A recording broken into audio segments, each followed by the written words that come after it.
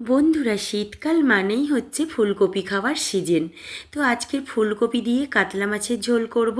কাতলা মাছগুলোকে আমি আগে পিস পিস করে কেটে ধুয়ে রেডি করে রেখেছিলাম।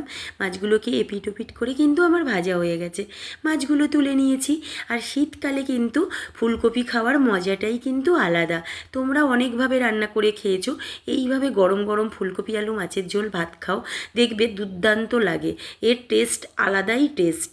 তো বন্ধুরা, তারপর তার মধ্যে দিয়ে দিলাম আলুগুলোকেও ভালো করে একটু ভেজে নিলাম। ভেজে নেওয়ার পরে এর মধ্যে আমি দিয়ে দেব গুঁড়ো লঙ্কা, হলুদ গুঁড়ো, নুন গুঁড়ো দিয়ে এই মশলাটাকে কষিয়ে নেব। তো বন্ধুরা, একটু সামান্য পরিমাণে জল অ্যাড করব, কারণ তলায় জল না দিলে অল্প পরিমাণে মশলাটা পুড়ে যাবে। আর জল দিয়ে দিলে মশলাটা আর পুড়বে না, তলায়ও আর লাগবে না। তার মধ্যে বেটে রাখা আদা রসুন পেঁয়াজ কাঁচা লঙ্কা বাটা আমি দিয়ে দিলাম।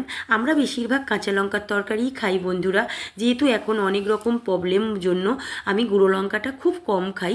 বেশিরভাগ পরিমাণে কাঁচা লঙ্কাটাই খাওয়া হয় আমাদের। আর ফুলকপির তরকারিতে কাঁচা লঙ্কাই বেটে দিয়েছি। আর মশলাটাকে ভালো করে ফুলকপির সাথে কষিয়ে নিলাম। দেখো, মশলা যত কষানো হবে তরকারির স্বাদ কিন্তু তত ভালো হবে। এবার আমার মশলাটা কষানো হয়ে গেছিলো, সামান্য জল দিয়ে দিয়েছি পরিমাণ মতো, দিয়ে 10 মিনিটের জন্য ঢাকা দিয়ে দেবো। তো ঢাকা দিয়ে দেওয়ার পরে আবার কিন্তু আমি 2 মিনিট পরে খুলে দেখব যে তরকারিটা কতটা হয়েছে। তো বন্ধুরা, খুলে নুনটা চেক করে নিয়েছি, নুনটার একদম পারফেক্ট হয়েছে। আর তরকারির স্বাদটা দারুণ হয়েছে। তার মধ্যে ভেজে রাখা মাছগুলো সব দিয়ে দিলাম, ভেজে রাখা মাছগুলো। আর আমাদের ফ্যামিলিতে আমরা 4 জন মানুষ বলে 4 পিস মাছ আনা হয়েছে। রাত্রে আমরা মাছ খাই না, ওই জন্য মাছ আনা হয়নি। তো রেসিপিটা কেমন লাগলো জানিও তোমরা সবাই কমেন্টস করে।